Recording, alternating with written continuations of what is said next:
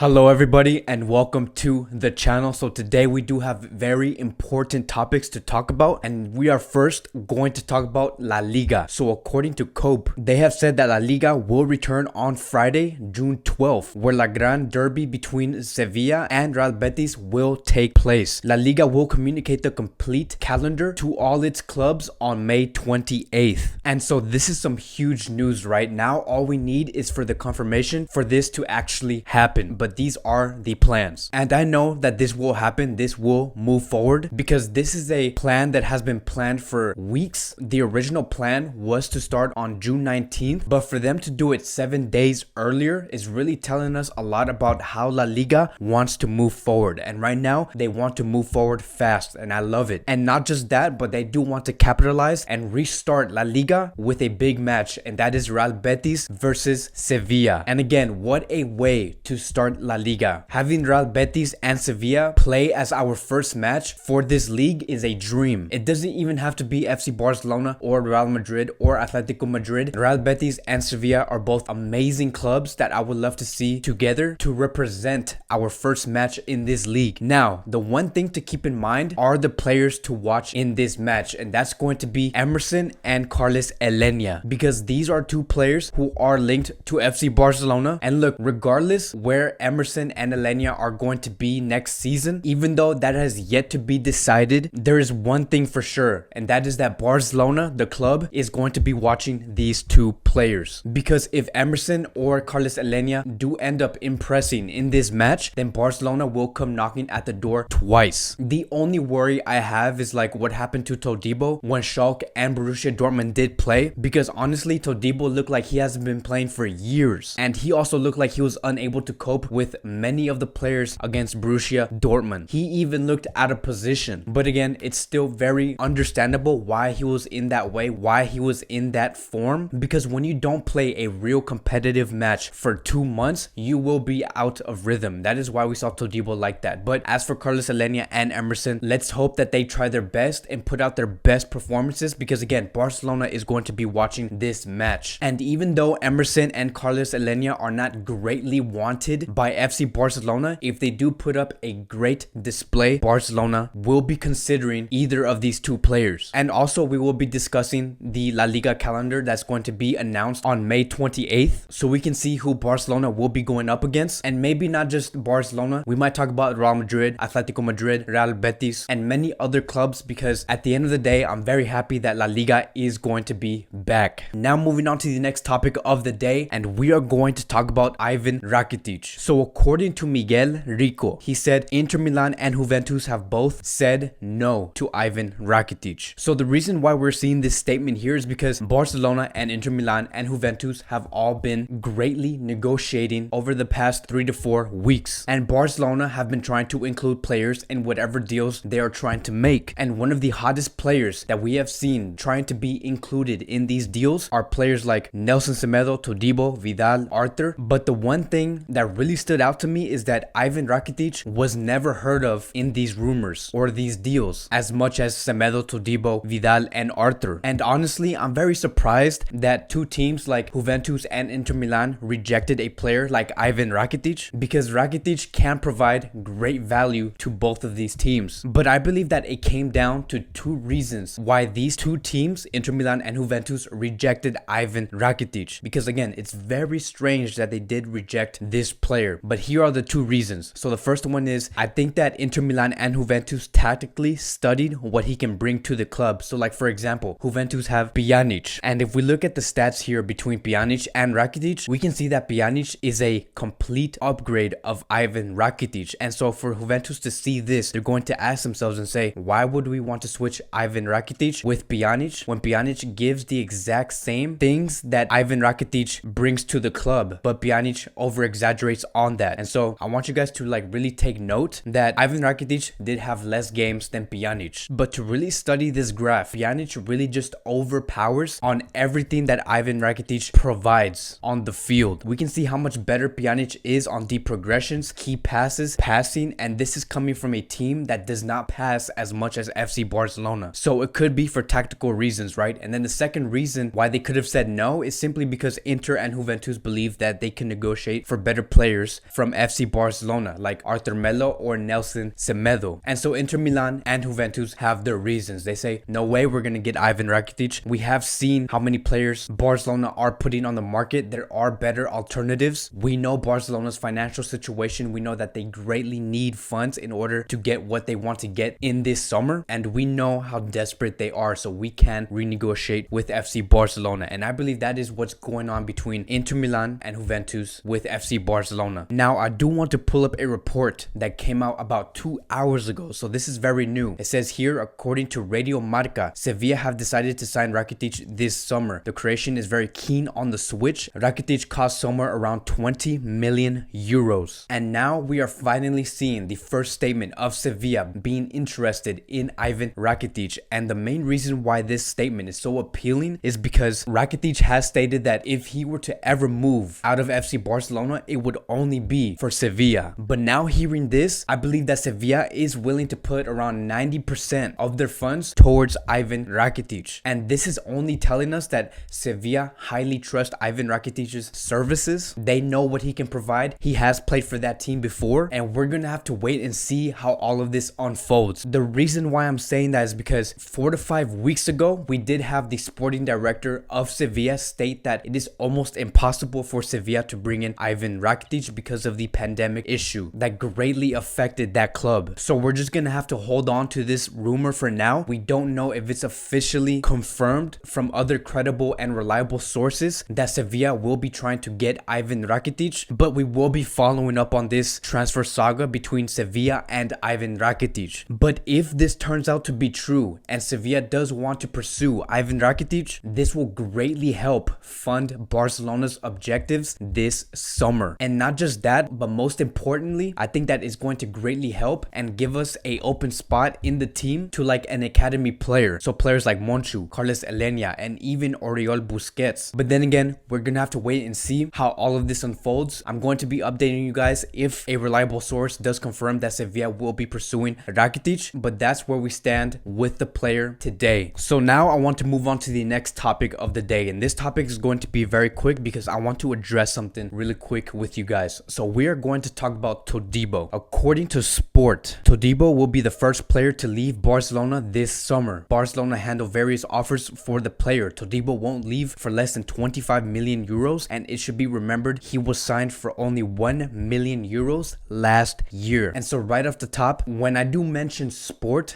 is not a reliable source at all. The reason why this Todibo transfer is so appealing to the audience is because we did buy Todibo for 1 million euros, and now we are in a position where we can sell him for around 25 million euros or potentially even more. And when is the last time you have heard of a transfer where we bought someone and sell them for 25 times more than what we bought them for? And that is what the papers are trying to sell. Now, could Todibo be sold for the right offer this summer? Yes, it could happen, but the way that these newspapers and outlets are trying to reword these statements, it really does portray Barcelona in a bad way. Because yes, could Todibo be on the market? Yes, that's true, but it's not to the extent where Barcelona is going to say he is going to be the first player to leave this summer because we have a chance to make that big profit. That's not how it is. That is how Sport wants to portray it. So we have to be very careful on how these stories are trying to portray this club. Now moving on to the last topic of the day, and this is some breaking news. We are going to talk about Lautaro Martinez. And according to Catalan radio, Barcelona sources say that the Lautaro operation is not as advanced as the Argentinian newspaper Ole reported. They consider it a difficult operation and will not be resolved in the short term. So Ole did state not too long ago that the Martinez operation was being advanced and that they were trying to conclude this in the short term, which is in this month of May. But now reading this report coming from Catalan radio, they're saying that this is not going to be resolved in the short term. And look, like the reports have stated, Inter Milan do not want to have a lower fee for Lautaro Martinez. They want the full cash. They don't want 70, 65 million euros. They want as much as possible, whether it could be 85 million or 95 million euros for this player. Because look, at the end of the day, nobody wants swap